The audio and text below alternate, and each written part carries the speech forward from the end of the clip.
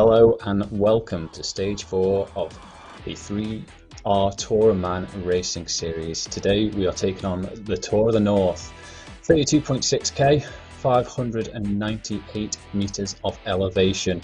And my name is Matt Luca and I'll be talking you through the stage.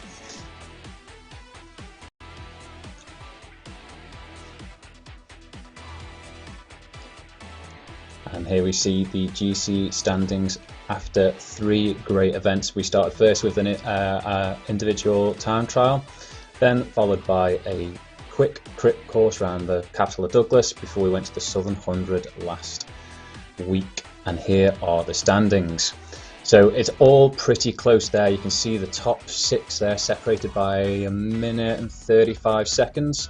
And then if we look back, Hans and Roy very close, and then Herrera and Helvig all very close as well. So if all 10 are in the pen today, it's going to be a very close one, because this course really opens up for a lot of shifting in the pack here. So it's going to be very interesting to see where these climbers going. So we start there at Sandygate. We keep very flat for about the first 5 or so k before we go up and do a lot of climbing. As you can see there up on the top left, that goes up for about 3k, hitting I think it does top out near the 20%ers before we kind of a little respite before dropping down back into the valley. I don't think that graphic does it just quite justice on how steep it is when you come back out for another 3k. When you get to the top, you're dragging on along for another another 5k, get about 6k descending, and then there's a nice little 700 meter sting in the tail with a sprint to the finish. So it's got a bit of something for everyone. You've got the start and flat. Will people use that as a warm-up, knowing what's coming up, or will some people who may not be as good on the climbs want to get some distance and use the flat to stay away? So you can see there that red graphic of how much they've got ahead of them. So when they see that, they might be thinking, well, maybe I might rest a little if you're good at climbing. Other guys who may know they're going to lose time might want to try and get out ahead. However, once you are up at the top of let's say all our climbing, there's still a lot of road to the finish. So if you can limit your time, then, you know, if you can get up the top with a couple of people with one person up ahead, who's to say those two don't form an alliance, work together, see who you can find around you, 2 up, 3 up, whatever you can in a group, and use that to your advantage to catch anyone up ahead. So although this is classed as our big climbing course, because it will certainly be the place where everything splits up, there's still some flats and other parts here which might make some riders a little more tactical, where they might want to save and where they might want to go. As I said, those TT riders get themselves up and there's a lot of road before the finish, so it'll be very interesting how everyone wants to play this. From having a quick look over the pen before we dropped in, I saw a lot of our top 10 in here, so I'm hoping all of them have come for the 4th and final stage.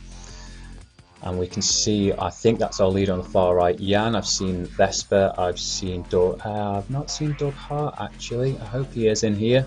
I did see him scoping out the course a couple of days ago, which someone tagged me in that he was scoping out, and I think he said he might be washing his hair tonight. So I hope that didn't scare him off having a go at it, and he is in here because he's been a great addition so far. So I'm going to keep scoping out to see his name.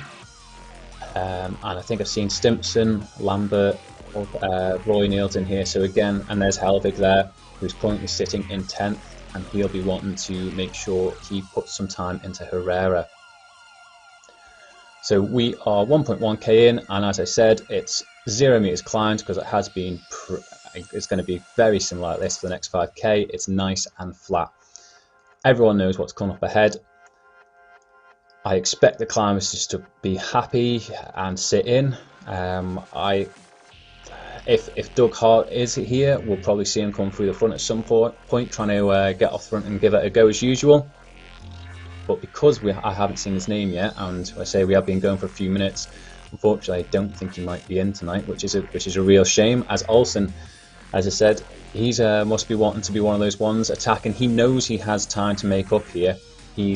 Although he's got about 40 seconds over Roy, he's got about 6 minutes to catch Tom Gates in 6th. So, like that, although there's people all around, and there's quite a few new guys in here, so have riders ask their friends to get in, ask them to help them out here. You might see it, and as we see Soderbergh hitting the front, giving a good wave. He's an OTR rider, same as Roy there. Has Roy whipped up some troops there, because I can see another OTR and Walker, and that's great. I say you can call on your friends, get them in, and that's absolutely what you want to do when you've been in a GC series and it's not closed off. Absolutely, that's the point in it. Get some friends in, get some wheels, and see what happens. So, are these OTR riders going to be trying to get some of the other top GC riders to burn some matches? Because that's what you want. These guys are hopefully and likely in for their teammates, and that's what they want to do. Try and make the other top 10 GC chase them down, tire those legs before we hit that climb. As you can see here, it's a group of about hopefully 4 that can stick together, who just unfortunately haven't been able to keep up with the pace. I say it is very hard once you do lose that wheel and therefore that draft effect, especially when you've got what would be about 20 or so riders on the flat going forward. When you lose that, and there he is, Hurst, with his Buffalo bike as always, same as what we saw him on last week, and he's brought it out for the climbs, thankfully. And I'm hoping it's the case with this one. These liveries, however you want to call it, the look on the bikes, they actually don't take into account all bikes are the same, so it's just a cosmetic skin, rather than for a climbing course like this you would not be wanting to take up a Buffalo bike up there compared to some of these nice lighter ones in real life. But that's the good thing, there's no worrying about, if we're comparing, no worrying about levels, doesn't matter. You can put any kit on, obviously you put your team on, helmets, everything you want, make yourself look as nice as you fancy, and it doesn't really matter, it's just to make yourself look good. Okay, so we are now 3.2 in, and I think that we were about 20 riders in, as Soderbergh is hitting red numbers again. I think that's what he's here for. So yeah, we've got 19 riders there, as Colzer is doing his best just to stay on and not let that pack go, as I said. If you lose that, then it could be an early bath, especially as we are 3.5k in with 29k to go and a lot of climbing. What you want to do is just sit in with these wheels, and that's what I think Soderbergh is doing. He's hoping that some rivals of Roy will hopefully kind of take the bait, waste a match or so. And I think that's calls are gone. I think I'd like to see him keep going. Don't throw in the towel too early and 5 minutes in. Maybe wait for the guys coming, but we'll see. That could, as I said, that could be him on the early bath tonight. Okay. Oh, there we go. Good man, calls it. That may have unfortunately then been, if he's gone straight to 0, it could be the plague of a dropout. Hopefully he'll be able to pick back up as Damon shows us exactly what's going on from different angles. So you've got Colzer there, who, if he's thinking about it, just sit up. You've got these 2 guys behind, Arthur and Hurst. Absolutely will be in his best interest to sit with them, work with them, and then maybe see what he can do on the climb against them. As Soderbergh still on the front, still tapping out into the reds, and it doesn't look like anyone's biting. And they're keeping him really, what's that, 50 meters? It's not anything to worry about really at this sort of stage. That's why that pack of 18, well, it'll be 17 now, are looking at each other, thinking who's going to do the work to bring them back. If that gets too far, as it is now starting to increase, Soderbergh's still putting a bit of effort in there. We're now hitting up to 70s towards 80s, so if he keeps putting the pressure on, it looks like not a lot of riders are interested in taking this on. Okay, so yeah, we can see there on the right hand side the live leaderboard. These guys a lot, and you can see there they're all power bars are all in the light blues. As we know, if you're in light blue, that means you are very much spinning nice and easy. As you then work your way up into the greens, you're putting a bit of effort in.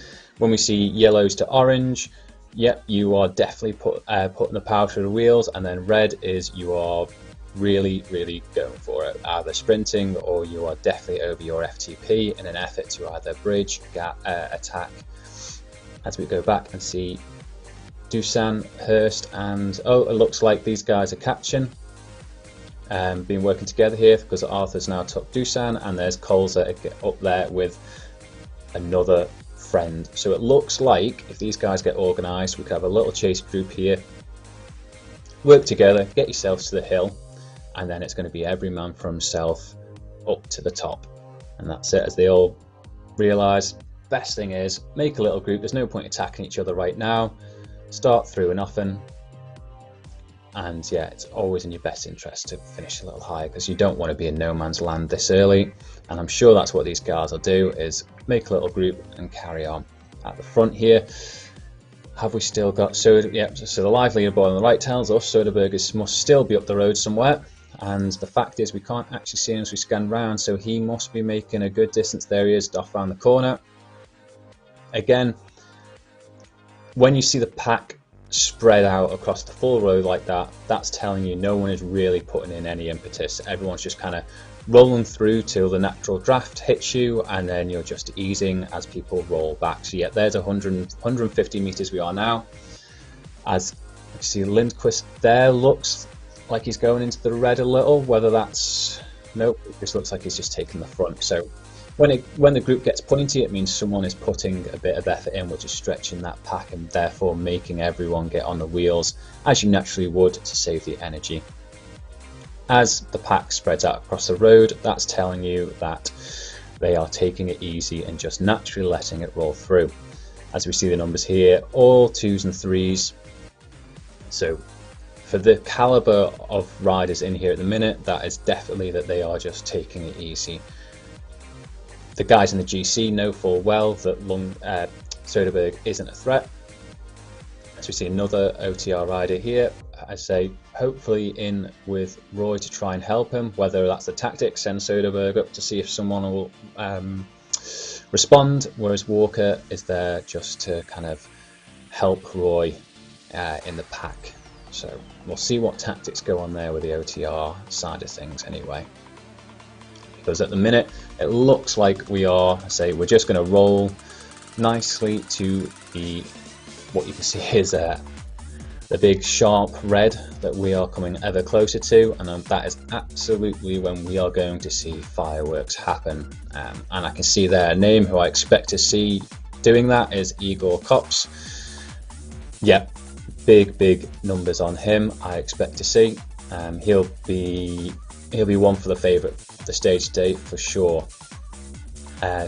Top riders probably want to watch for his wheel and try and follow him as we hit those, because I am sure he won't be afraid once we hit that. As we can see, someone is stretching it, and it's causing a bit of response behind, and that's Lundqvist. I don't think he's with a specific team. Maybe he just wants to try and nip off the front as well. RGT Sweden, I'm going to assume that is.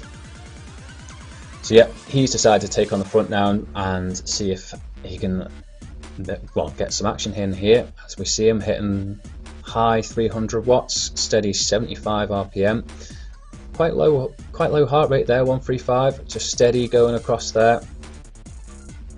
As you can see, all the red numbers of the guys behind panicking to make sure that they don't let that elastic snap.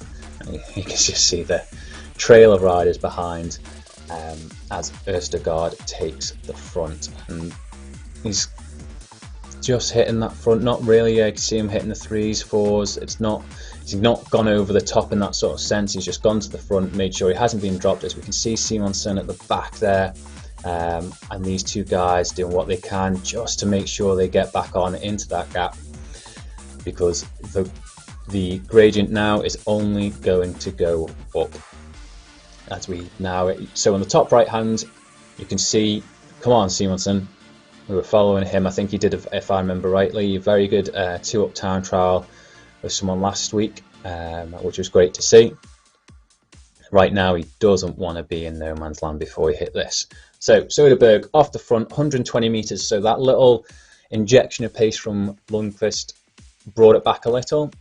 But now riders are probably going to be jostling towards the front before we get to this red stage, because that's where everything's going to go. As we see him again put a little effort in, nipping off the front again. Maybe he's, well, we'll see how good a climber he is. Maybe he's just wanting to start putting in some distance before we hit those really high reds. You know, good TT riders will probably just want to try and make some distance. But maybe he's just getting that keen as soon as we see pluses on the gradient. So at the bottom, you can see greens pretty flat, not much going on. Similar to when we talk about our heart rates and perceived effort. As you go up that scale into yellows, oranges, and then reds, that tells you how steep the gradient is at the bottom, and that kind of correlates to what you see in the top right.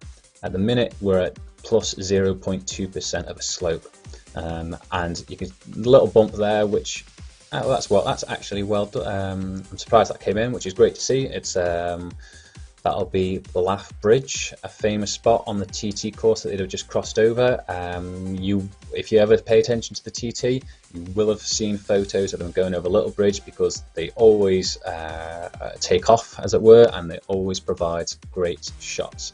Fortunately, no one jumped or a little bunny hop there, but it tells us that if you're a local, you are coming up to what the climb known as Druidale is. So we're just going to wind our way here, and you will see straight away these numbers go from 0, and we are in the red. So on the top right there, it tells you exactly what percent we are on. So we're on 9.2, 9.9, and this is going to hurt.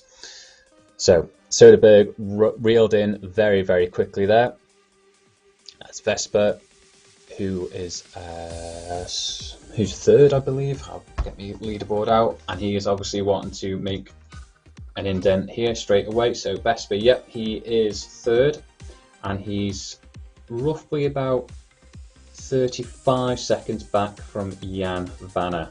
So it'd be interesting to see between those two what develops there if Vesper manages to get off the front. As we can see straight away, as soon as we see those numbers go up, people start crowing off the back. Now that may be some people knowing what they can do over this because this first climb is about 3k, and it's a lot of red. Rather than try and waste yourself over some of the guys who might be lighter and a bit faster over the top, some guys might just think, right, well, I know what I can do for the next 5 to 10 minutes. I'm going to get to that and stay on that sort of ride your own race up the hill, should we say, rather than following the wheels. Some guys like that, Roy, might know, right, perfect, I'm going to sit at 300 watts and get up this hill. And that may be exactly what he's doing. You don't need to worry about other guys who may be getting a bit too keen and then suddenly blow up after a while. Spin and get yourself up in your own time, with leaving yourself something to give, maybe towards the top, or once you get up to the, all the way on the top after the next climb, you've got all that grease to try and reel some riders in who may blow and go too early, because again, we're not very far into this climb here, with a lot still to go, and this is stringing out as we look at Troy Tompkinson, who's currently sat in 13th with Mylard in front of him, who's going into the red, who is giving a good effort here. So he's going in the red. He doesn't want those numbers, that distance number, should I say, to be increasing here, and he's at about 20 meters there. Oh no, I think well, that was a last ditch. I know he's gone on, stopped us. Whether he knows we just started concentrating on him, he wants to give another last ditch effort, but he went red there, and you could see the numbers went really low. So I think like that, he realised we're still at 11% here. We've got a long way to go. There's no need to go too silly. Keep it steady and get yourself up there. As we can see Soderberg here with Helberg coming up. Again, Helberg just going through on the red there, putting a little effort in. He'll be doing that just to inject a bit of pace so that Soderberg doesn't jump straight onto his wheel. there's not much drafting or any advantage you're going to get sitting right on someone's wheel when the percentages are at these gradients. So if anything, it's more just to try and make someone feel worse that you're coming past, and basically make them not want to put that effort in and realise you've gone and there's no point.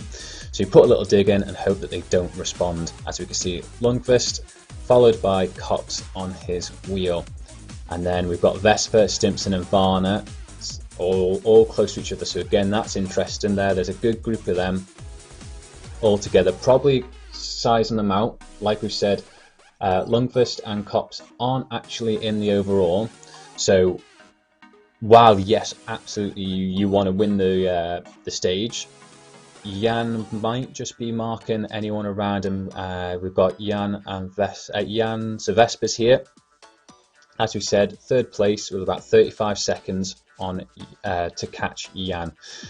Dan Stimpson, who I can see there, is, yep, there he is.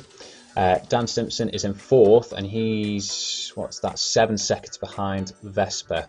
So he wants to keep Vesper in his sight, and if he can, because he's in R3R Dev and Jan in Nopen's R3R, I'd expect to maybe see those guys work together, because they say they're first and fourth respectively. Teammates kind of want to help each other out, so if they can get over the top of this together, I'm sure we'll see them two up and help. As I say that, while Dan puts the power in at 20% here, so I knew it really kicks and hurts for a while here. So yeah, this part of the climb is not nice. It doesn't go on for too long, but when you've already been climbing for a good few minutes, and you can see these guys in front of you, so Jan is just seeing them go off in the distance now.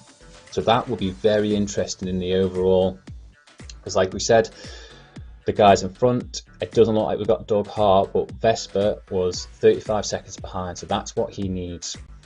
Jan maybe just saving himself again, like we said, we just don't know the tactics, whether he doesn't want to blow too much, but he's not gone too deep in the red, considering what I know Jan's capable of and what he wants to see with Snaver coming past, whether he just wants to try and jump on his wheel. Yet you can see Jan responding just a little on that red, try, and even if it's just mentally get behind the wheel and try and stay with him. Snaver has been in a good few of them, and because I don't see him in the top 10, I believe he must have missed one or two races then, because I know we were commenting on him on the crit, so maybe he's just done one race and has got back involved in this one. I apologise if I've missed you anywhere else, Snaver. Olsen, who is sat in 7th at the minute. So again, there's Lambert there, which is interesting, in 11th. He is currently sat 5th.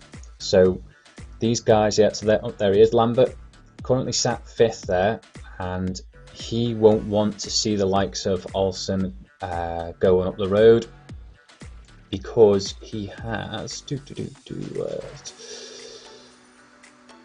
he's got about, where's Lambert? He's got about 6 minutes, so it's still sizable, but if Olsen can tuck in with a group, we still got a lot of climbing to go. So who knows, as Roy and Tompkins leaving behind. Come on, Lambert, you really need to give an effort there and get on those wheels, because you're not too far off from the top now, as we are, I say, easing off, but we're still at 9% as we watch Mylard here.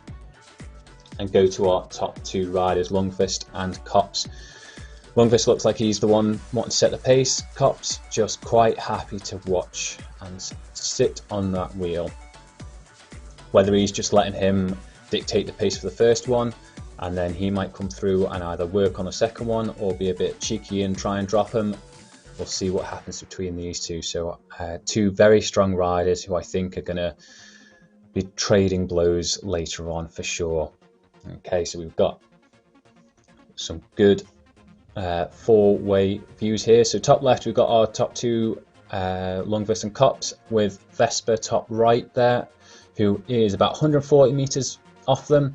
So he's not out of the realms of catching them if those two do decide to look at each other. Behind, you've got Dan Stimpson, who's in the green at the minute. He's taken this time on the 5% to kind of rest, really. He's got about the 40 meters there, so he's got him in his sight. He's probably just taking a breather because they have gone up all that red It's going to be hurting the legs. That was a it's going to hurt. It's going to hurt the legs. There's no way about it. All these guys will be suffering, knowing that they're just coming up to the crest of this before they can get a bit of rest. Jan and Snever working together again.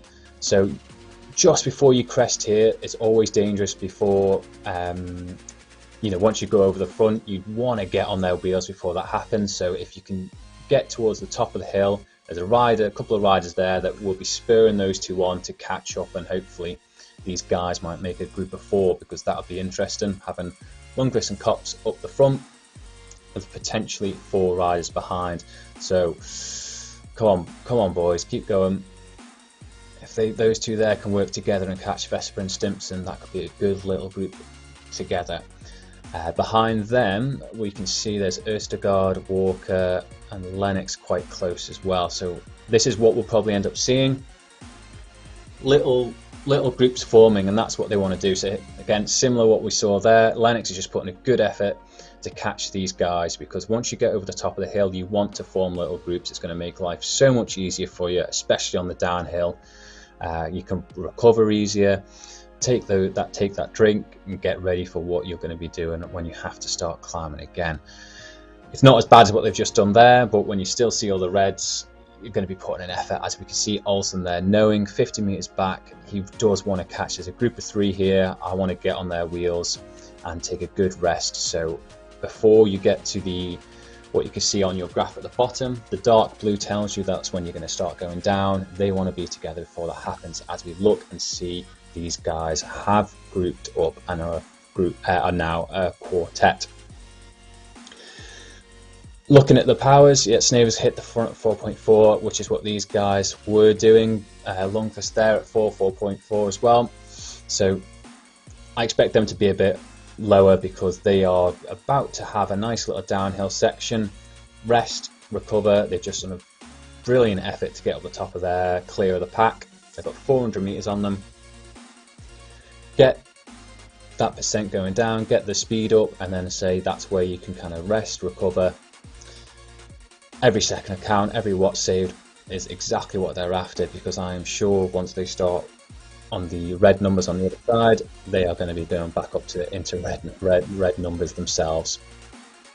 So top left, well, you can see that Lundqvist there shows you that he's obviously at 0 power, but underneath that you can see how much watts he's saving. As once you hook onto someone's wheel there, you can see exactly what he's doing. So even though he's gone back down to 0, he's saving 350 watts, which is a great little thing when you are on a pack. It tells you exactly what you're doing, what you're up to, how far away you're from someone. So you can see he's 3.7 meters. He's just going to stick around that level while he's getting a great draft behind him.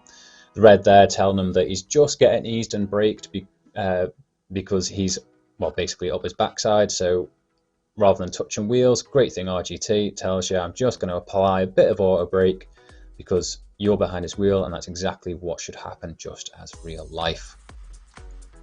So they've got a little bit of a kick out of this part here as Kops puts the red down, which is what you want to do. You want to carry that speed that you've just built up on that part, because it's only about 30 seconds here, but Kops is still putting that power down 600 meters or so, and Lundqvist just needs to put that effort on for a bit longer than Kops and catch him back up. So hopefully the same doesn't happen here with anyone. Hopefully switched on, have a little look. You can, because as you can see, big blue, and then you can on the graph at the bottom there's a little smidge of red that tells you there is a kick coming. So whenever you see that, usually a small little red line there, it's most people in the pack know, well, I need to put a bit of effort here because I do not want to go out the back of a wheel by not paying attention. And I don't think that was the case with Lundqvist. I think that's just Kops putting in 600 plus watts at fast speed. So I don't think there's not much you can do there unless you were knowing he was going to put that much down. Those boys there are doing the same, as they're all in the red numbers, kicking up over that little kink before they start climbing again. We've got another little group together, which is, how many have we got here? Is that 4? Yeah, Olsen, Østergaard, Walker and Lennox are all together. So they did manage to group up over the top, and they should do exactly the same. So it's great to see little groups forming up here, and that's exactly what they want to be doing, because we hit this little part here. Red numbers will surely come out because they say they want to get up again. Up and over. Roy, unfortunately, is in a bit of no man's land here. Pretty much all he can do now is stick to his pace. I'm sure he knows what he can do. And it's just a case of seeing if any of the 4 guys in front start to crack. Have they put in too much effort on the front part? As Tomkinson's not too far behind there, and that distance will obviously shrink because you are hitting that steep hill that sucks all your speed up and brings you closer. But it's a great motivational part that he was about 100 meters or so, and now he's 40. So as Tompkins is exactly doing, put that extra effort in for another 10 seconds and you can really bring him within sight. And that's what you want to see, as Lambert is doing the same behind. As you can see, Tompkins not far off. And if these guys can kind of form up together as well, there's a nice little group of 3. So Lambert there, as we mentioned before, he's on damage limitation at the minute because he was sat at 5th going into the race. Hopefully he can find a group like that and work together and maybe start catching some of the guys in front. As we see Mylard now, Mylard has 200 meters a road in front and 300 behind, which again we know will change as Helvig comes flying down that short section. There's absolutely no way you do that in real life because these are tiny, kind of some very small lanes, cattle gridded area. It's very fast in real life. It'd be nice when you see this to fly down as fast as these guys do, but I certainly won't be doing that because I don't have that switch in my brain that tells me I don't need to brake around these corners, unfortunately. As you see, Sviestra, again, he's if you're Arthur and Loic behind, group up hopefully and then try and catch up with these guys, because you can see 1s and 2s, they're all unfortunately kind of just dotted around at the minute. There's no real, you've got the guys up in front who are grouped together and it looks like we've just got 1s and 2s here. Simonsen, oh perfect, as Damon finds a little group. Simonsen, Kolzer and Lindqvist all grouped up together, and that's what they want to do, work as a team, especially now. Say you've done the first real test, which is absolutely sap the legs, work together, share the load, and get to the next hill. As we see Giovanni, I assume, well, I say that, I apologize if that's Lovani or Iovani or whether it is he's continued his name over Giovanni, and Hurst in his good old Buffalo bike. And we see Amra bringing up the rear. And again, like we've always said, is if you are there putting out the work and putting out the effort, of course you're going to get screen time because, well, you've turned up, you're racing, you're putting in the effort, you deserve to be shown on screen and get your name a shout out from myself. Absolutely. So we'll keep going through the pack as we are doing, so keep going guys, all the way to the finish. Cops managed to put some distance here now as he is making his way up to the top of the climb and hits the halfway mark. So we can see 15% here, so it's, yeah, certainly not been flat when we've been hitting these parts, and it's not been an easy ride. So again, 11 and then we'll see hit Lundqvist as he hits the halfway mark up to the 15% little kick here. And it's just kind of relentless like this in real life. It'll kick up, it'll ease up a bit, and it'll kick up, as you can kind of see with the colour corresponding at the bottom there. It just kind of step ladders all the way up till you get to the top and you see that those kind of orange to green numbers, which is exactly all they're thinking about now, is get me up to that top as fast as possible and recover. And preferably I'd like some team or not team members, but some other wheels around me that I can use. As Snaver is putting in a fantastic effort here because he's managing to put a distance in between Vesper, Varner and Stimpson. Whether that's Vesper and Varner looking at each other, again, like we said here, we've got Jan who's sat in first and he has 35 seconds over Vesper. So Vesper's the one really who needs to put the attack in, because Dan Stimpson is 7 seconds behind Vesper, but he might just be marking Vesper until later on, and maybe might try and put an attack in, because it's in his interest to get in front of Vesper, because with Doug Hart out, that's effectively Jan first, Vesper second, Stimpson third. So the podium we've got all together, which is going to be very exciting and interesting to see how that shapes up over the next 16k, because they're all together and there's not a lot of time that separates them. So is Vesper going to be able to get out the front, and Stimpson, well, I'm sure right now will be putting in a lot of effort to make sure he doesn't drop, because he cannot let Vesper out of his sight, and he has his teammate in Jan Vanner there to help him, so he does not want to be the one going out of the back at the minute. Lennox, I think, again, he was a group of 4, so Lennox has gone off the front here from that red section. We've just gone up as we hit our good old 50%er here. He looks like he's been able to gap the guys behind that he was with, as Walker looks like he struggled as well, and Østergaard and Olsen are kind of sat together. Lennox now has 200 meters to see if he can catch the guys in front. It'd be a good effort, absolutely fantastic if Lennox can be able to do that. He's got a lot ahead of him, as Olsen and Østergaard look like they are going through, and judging from their shirts at least, teammates. So Østergaard, I don't believe, was in the top 10 or was done, so he might be there to help Olsen get up the pack and up the order, because we also have Tom Gates, who's done 3 but is not here today, which with Doug Hart actually puts him in 5th, and he does have Lambert in front. So like we said before, it's about 6 minutes he needs, so for Olsen to jump up into about, it could be 4th he's fighting for there. So if he manages 6 minutes on Lambert, but at the minute it's 260 meters where we just see that, so Lambert is ticking over very well, and if he could just keep, that's what he's got to do here, damage limitation. It's going to be absolutely hurting him as he sees that and realizes I'm only halfway, but at least on his screen he can see Olsen. He knows that he's behind him with Gates out, and that he needs to keep him in sight, because there's still quite a fair bit of climbing, but 6 minutes is going to be hard. So unless, I hope that's not Lambert giving up there. Oh no, I'm hoping this isn't some kind of drop out of the worst possible part at 15%. Oh no, come on Lambert. It looks there that might have been a drop out there. Come on, keep going Lambert. What unfortunate timing, right when you're at the steepest part of that climb, and we're talking about how he needs to not lose any. So yeah, that's really unfortunate with Lambert there hitting that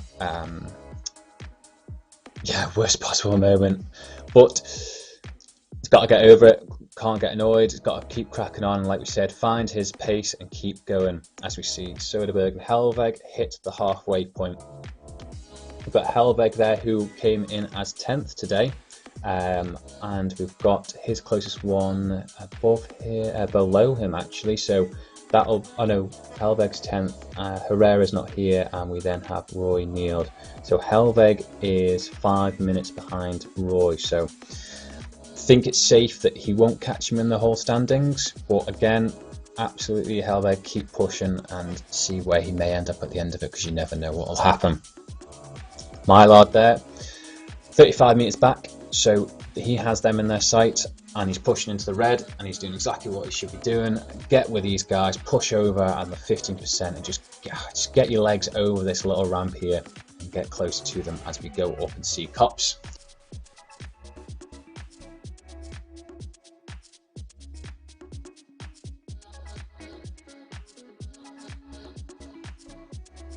So 233 is now, as you can see at the top, he is on the 93 section.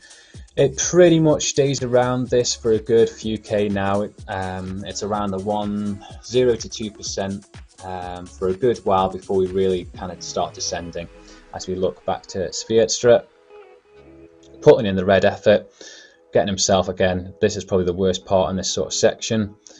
It's a just a case of getting yourself up onto the next one, and then it'll ease, and you've got another little kick before it eases. And I say, until you see that orange green section, that's exactly what you are trying to get up to as quickly as possible.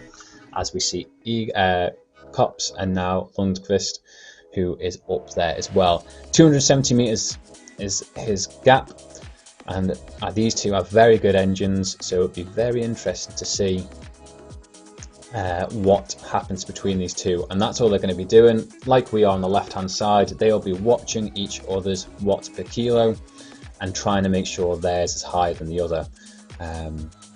Of course, there's relative watts involved in there, but a good thing is that if you know that you're putting out a good sizable amount of watts, more than at least on your watts per k, there's a good chance you might be there's a good chance you should be catching them anyway. So that's exactly what Lundqvist will be doing here, is realizing that I need to keep putting the pace on in order to catch Kops. But like we said, that's going to be a hard task. As we look back to Sneva,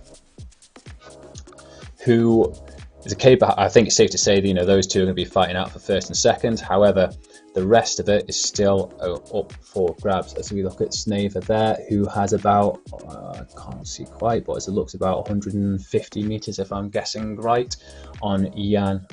So yeah, thanks Dave. Yeah, 150 meters on Vesper, Varner and Stimpson. So that's going to be an interesting battle with those three, because like we said, Sneva isn't in the overall standings, it's those three.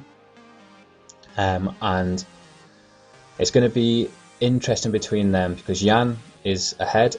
Vesper has to, if he's going to be aggressive, take it to them and try and attack, whereas Stimpson also needs 7 seconds to catch Vesper. So it depends. Stimpson may be there for the team there and just being to mark Vesper and help Jan stay those 30 seconds away and happy with the podium, or he might be a bit cheeky and try and nip it off. So there's plenty of road to see what those tactics might, how they might come into play. As we look at Kolza, he's just hitting the halfway mark now on our lovely 15% ramp, with Arthur up in front. And as we see Simonsen, see these all up ahead, and it looks like Arthur's day may be done as he's at 0. So, and that's been that there for a good 10 seconds. So either he's suffered a really bad dropout, either that, or he's been sat waiting for them, waiting for Kolza to work together. I'm hoping that wasn't a dropout, because again, that was a long period. You can see him grind, and there, look at Arthur there, really. That RPM at that cadence of 40, wow. That's a low RPM, that run. I can bet his legs will be suffering trying to turn that over on a 15%. That for sure will have hurt him to get going again. So what he wants to do is try and jump on Kolza's wheel, form a little group, and say work together to get onto that green section, because that's where it's all going to benefit, being together as a team, is on that draggy flat section, through and off, help each other, rest up, and anyone else whose legs may pop or find themselves on their own, you can always just catch up 1 or 2 places. As we go back to our front man, Kops, who is just, there we go. So yeah, we can see what we at now, about 3. So the gap's going up because we're nearly hitting 400 meters now. So Kops is just getting in his stride. There was that initial kind of attack from Lundqvist, although he's gone back up into the orange. Kops again, brilliant engine, and he always knew that he'd be one contending today. So he's made that gap going up the hill, and it looks like he's unless we see a real big effort from Lundqvist, I just can't see Kops losing it now. I think he's just going to get in time trial mode. Like we said, watch what Lundqvist's doing, respond to any real red numbers putting out, all that sort. If he looks behind and sees that Lundqvist is putting in a big sprint, then he might match it just to try and keep away. But yeah, Kops is pure. 10k to go now, as we're hitting well over 400 watts, which is, he's a monster. He was always going to be tough to beat today. and he will just, I'm sure, sit around that level, knowing that, or if you can get to that blue area with a good gap, that's when you can take in a minute or so's rest as you're flying down it before you have your last bit of sprint. So these guys will be concentrating on to the edge of that green area, making sure you've got a good gap before it as we look back at Snaver. So we are now at about 100 meters, and Vesper, to be fair, Vesper's on the front. He's putting in a good effort. He's not sat around looking at Varner or Stimpson wondering who's going to do it. So he's here to keep pushing on, which is great to see. Regardless of whether, say, Jan knows that all he has to do is sit on his wheel, and that's realistically the thing. To take the overall series, Varner knows if I just sit on Vesper's wheel, he'll take me to the finish. It's all going to be between, I guess, second and third between Vesper and Stimpson, because there's that 7-8 seconds that separate them. So there's I think it's about 700 meters, the final kick. Is that enough to make 7 seconds between these guys who've climbed very well together? As Snaver waves and realises that they were going to catch him, 1 versus 3 was always going to be tough. And again, it's interesting because those two are wearing the same shirts. I can't tell you if they are on the same team. Actually, I can if I quickly scan. Might be able to. But they're on the same shirts, so if they are and in the same team, that makes this very interesting. Because you've got what's effectively now going to be a 2-on-2 race. Oh, is that unless Damon's telling me that I'm blind and these aren't in the same shirts, but they look like they are. Yeah, they are. Got to be. Yeah, that's fine. Yeah. So unless Vesper just likes that t-shirt, and for the sake of commentary and making it interesting, I'm going to say that they may well be and want to work together, which means that it could be a 2-on-2 here if Snaver's here to help Vesper try and get away. Or it could have been, as I said, he realised 1 versus 3 is quite futile with these 3 guys working together. But we'll see. We have 10k to go, and it's gonna, and this is your podium battle exactly here. Four races, and it's all come down to the final 10k, which is absolutely brilliant for us to see, because again, like we said, if you're Varner, you want to sit on Vesper's wheel. If you're Vesper, you've really got to take it to him. And Stimpson, like we said, it's going to be interesting because, like we said, team-wise, yeah, he wants to help out Jan and make sure he covers Vesper, but at the same time, how sweet would it be to end up being 1 and 2 on the podium? So I'm sure that's going through. I'm sure as much as he's going to say, I'm here to help you, Jan, and that's exactly what he is, and part of him will be like, oh, maybe if I do what we get to the last 700 meters, we're all together, Vesper won't make 30 seconds on Varner. Maybe if I put an all-out 700 meters effort, maybe I can just make 7 seconds from somewhere. Who knows? Who knows? We will, because we're about to find out. So these 4 guys working together, which is where the action's going to be. Well, for the podium anyway, but we're not taken away from everywhere else. There are all sorts of mini battles going on, which we've seen throughout the series, which has been fantastic. Is no matter where we've looked throughout the field, there's always something going on in terms of action and tactics, and how that may shape up the GC that we've seen today. As Lennox has now well and truly left the 3 guys that he was with previously, and looks like he's 450 meters. If those 4 guys look at each other, then maybe he has a chance if he really goes into those yellow to orange numbers. But 10k to go for him. He's got a long way to go. But it may work in his favour. As I said, if they put the foot off the gas, who knows? As we see Østergaard and Olsen doing exactly what we thought there, a little TT together, come through, help each other, put some time in, because as we said before, Olsen is, and oh, this could be interesting. So Olsen is 7th currently. He has Lambert 6 minutes ahead. So Lambert, as we can see there, is 1.16 behind 1.16k behind. If they TT together, 2 up, then if that gap still grows, I say we still got 10k, and if those two work together and really put some time into Lambert, they could ride Olsen above Lambert. So again, that's a great battle to keep our eye on as well, as we see Roy Neal there, who is sat 1 position behind in 8th, and again he needs to put time into Lambert as well. So if Roy could just somehow put a big effort in and catch up to Olsen and Østergaard and work together, those 3 would be tasty. As we look at Copse, who, although that looks like green, I can assure you to anyone else that will not be green. He will be putting out some decent numbers yet. So green for him is 350 watts, which is just phenomenal. As he is being able to churn that out. As he's starting to descend now, he's on minus 1%, we can see minus 1% roughly, and again it does still similar to what we did there, where it was 1 to 2 and a bit going up, and once we climbed, this then goes on the other side, about what we'll probably see again, minus 1 to 3, and we can see there 3.4 or so, and it'll steadily do that until we hit the blue, and he can take a tiny bit of recovery before taking the little sting, as we want to call it, up to the finish banner.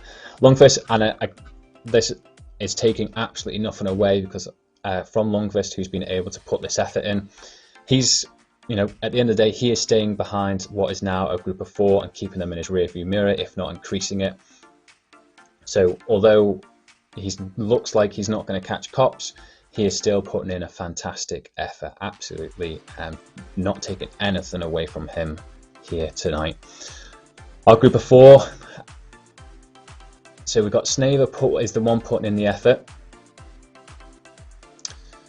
So yeah, top left Copse, Lundqvist, bottom left is where we were looking there at our chase group.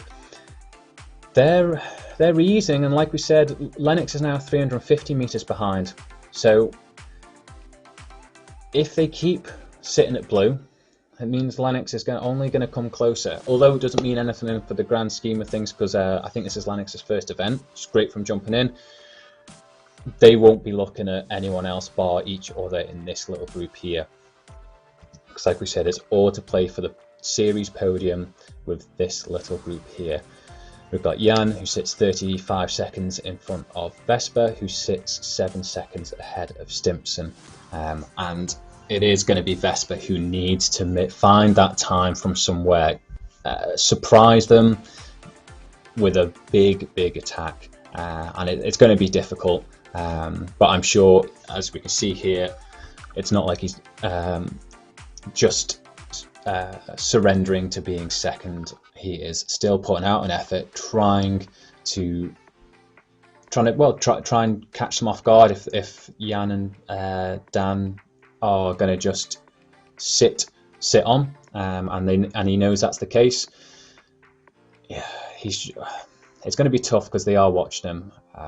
Going off the front at about yellow to orange isn't really going to drop these 2 guys. What he needs to do is really put in a good 30-second all out on the red, and see what can happen to try and drop these guys, because I don't think it's going to happen 2-on-1 here. It's going to be tough for Vespa to get away, as we see Østergaard and Olsen working together with Lennox up ahead, and we've got Roy, who's still going for it, still on his own, and he's still chasing him down, because they've got Lambert 1.13, so it's keeping quite similar there, which is interesting.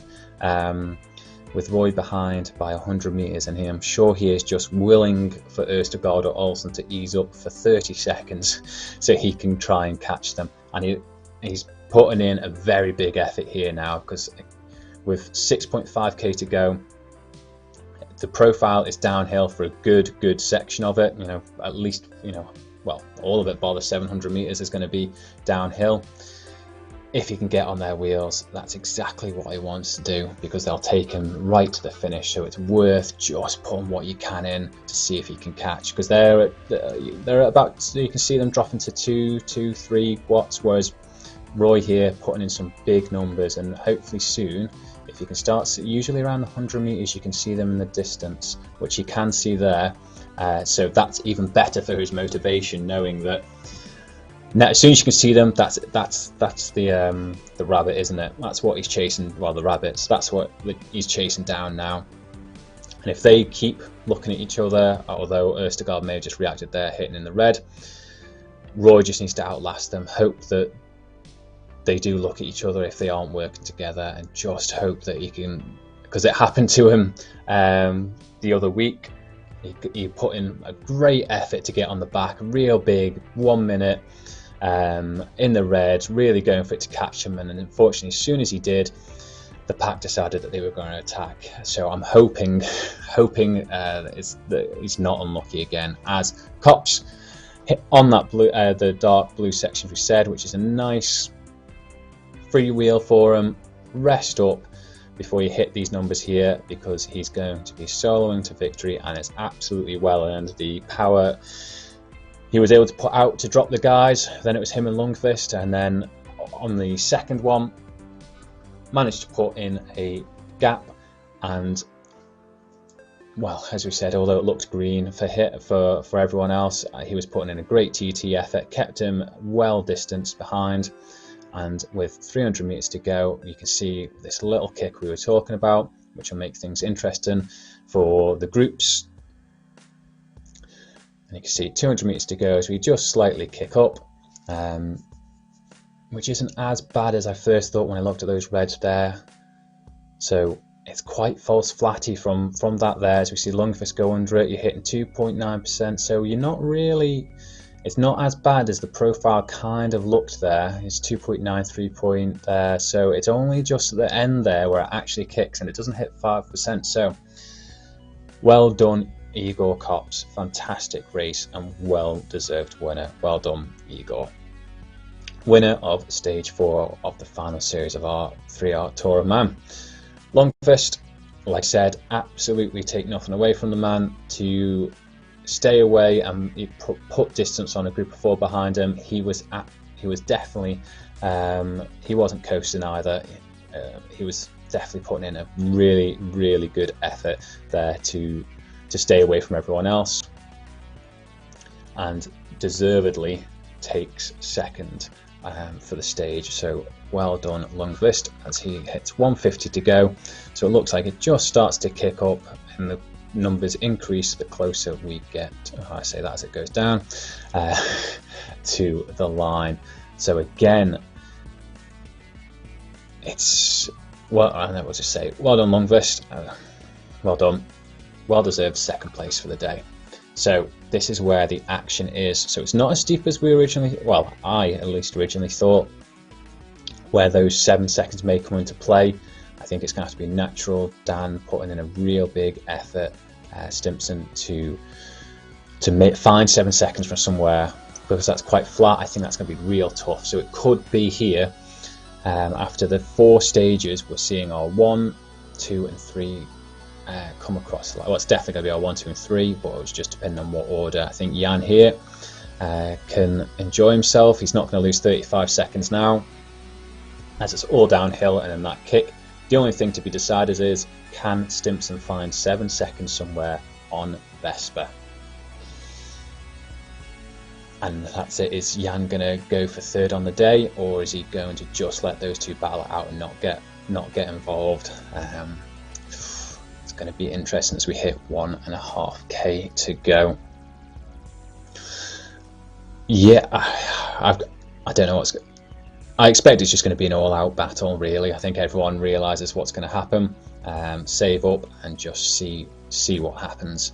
So you can see there, Igor Kops, 54.08, has 1 minute and 2 seconds on Matthias Lundqvist, who are our 2 first and second riders over for today. There goes the 1k banner, as we are hitting our -10%. So that's exactly, we all know what's happening. they've been resting up here because as soon as those numbers start turning into a plus gradient, I would expect the red numbers to go. Well, they're doing it even beforehand. So here we go. Who's going to take it? Can there, as Vespa, really? There we go. So is Stimpson going to find the 7 seconds from somewhere? What's going to happen? Or are we going to see 1, 2, or 3? Or Jan wants to finish in style, and there he goes. Oh, there.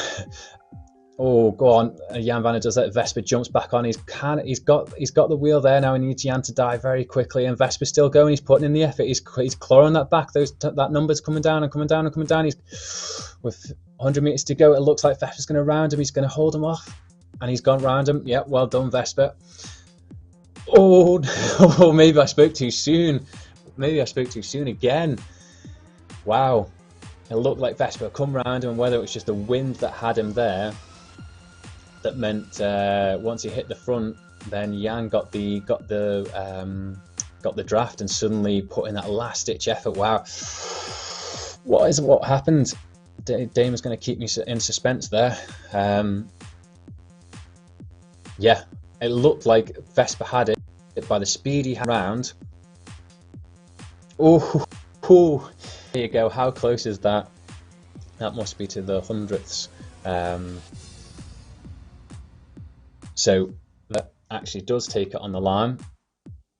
Oh, that's going to be interesting to see when. I know Damon will show us there, and I congratulate Lennox. Well done there as you finish the line in 7th position. So we'll see the actual timings there, but wow, that was very, very close. As we said there, as Olsen puts the afterburners on, and it looked like Østergaard and Olsen working together because, like we said, Olsen needs about 5-6 minutes. I think it was about 6 minutes. So as our stop hits about 58-54, Lambert needs to get himself home as quickly as possible. And there we go. Royce, fantastic effort. He was on his own all the way up that green section, had Østergaard in his sights the whole time, just couldn't get onto their wheels to recover, but fantastic effort. Roy Neild coming over in 10th. Tompkinson again has been able to he's kept himself ticking over as well. To be fair, he's not let anyone catch him. He's kind of done his own TT as well, which is tough, absolutely, because you've seen all these sort of people grouping up together. It's not lasted a major sort of time, and will roll himself over to come 11th over the line. So caught up in that Vespa Varna, we then saw Dan Stimpson come over in 5th with Jeppe Snever in 6th. Just making sure I cover those guys because I was very invested in how we could split Vespa and Varna, who pretty much crossed the line together, but it looks like from the timing he has just snuck there first by a millimetre, if that. So Lambert and Walker are coming across with 350 metres to go. It looks like Lambert will have done enough to make sure he keeps his spot, which will likely be, he's going to move up to 4th overall. So well done, Lambert was our winner. Well, yeah, he's won a stage here with a great sprint where he came through absolutely flying through the pack from the back and used the slingshot to take the win. So he will finish in 13th behind Walker, who put in a really good sprint there. And as we come back to Soderberg and Helvig was our 10th on the day, but will move up with the riders who didn't make today's stage. And Soderberg, who has been there to help him, and these guys working through together. As you take that corner and realise when the numbers come up, you'll see the banner corner and be thanking whoever you need to finish this stage. And say the amount of green on the course is deceptive, because I'm sure all that red will have hurt the guys immensely, and they'll be very happy to see this banner here with 200 meters to go. Helvig putting the power down. Is Soderberg going to be able to respond to him? That gap is growing. It's gone to 8 to 10 meters. 11. I think Helveg is putting on the power hours as he comes. Nope. Oh, and again, there you go. It's not over till you cross the line. I know Helveg was still going, but well done Soderberg there to keep going and take 14th on the day with Helveg and 15th respectively. Now you can see there. So 11th, Troy Tomkinson. 12th, Neil Walker. 13th, Francis Lambard, as we just saw there.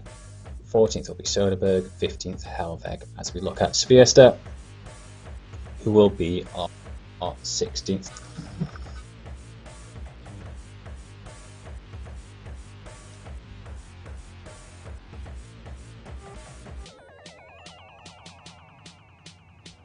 Okay, and who have we got next coming across?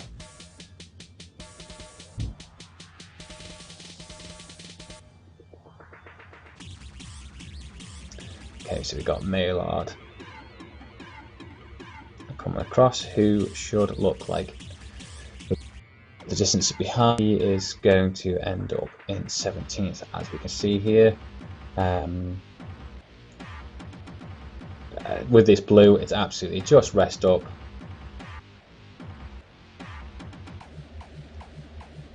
Spin, recover, because you've been putting in that effort for the whole stage. It's nice to see in the distance that red banner coming, knowing that you haven't got far to go. Because behind him we've got Arthur and Colza, who are 2.5. Well, it's like 2.5 3K to go, so he knows he's not going to get caught. And we are going to see Maillard off to the finish.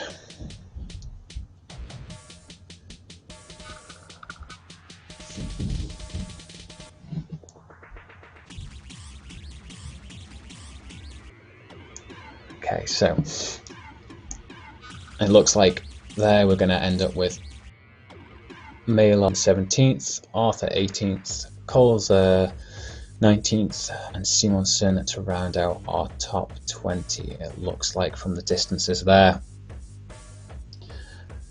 And as we can see a couple more, Giovanni 21st, Dusan 22nd, and Hurst 23rd, and Amra 24th. So all the guys absolutely fantastic. They are still going. It's just a shame, I say, when they probably got up to the top, they've realised that there's anyone near them that they're going to be able to catch, and they've had to do that effort all themselves. So even more congratulations to these guys to still keep going after all that effort. Absolutely fantastic to see as we watch Maillard come up. 50 meters to go to take 17th on the day. Well done, Maillard.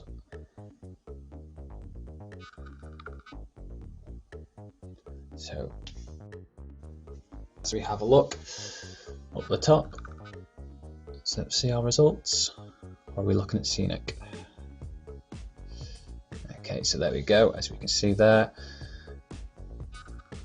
our overall standings here. So, Eagle Cops 54.08 with a gap to Matthias Longfist, and there we can see on that there Careless Vesper, so it was 0.007 that split.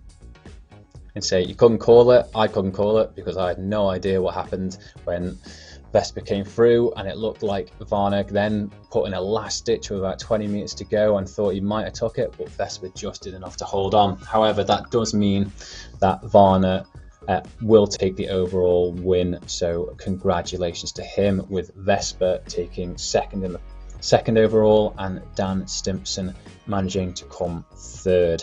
I'll have to check on everything, but from what we were calculating, that means Lambert was fourth, and I think Olsen fifth, with Roy being sixth out of the top of that, from what I can see off the top of that. So firstly, thank you to everyone who's still watching.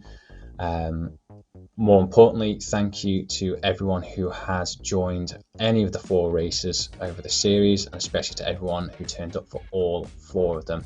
It's been great commentating my first little go at it, so I apologise you've had to bear with me through these 4 stages.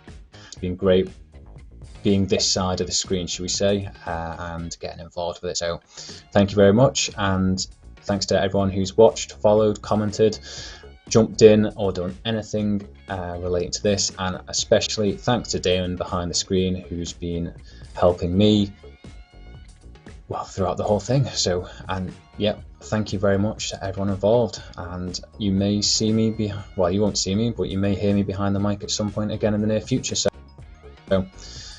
and hopefully see you on the next one.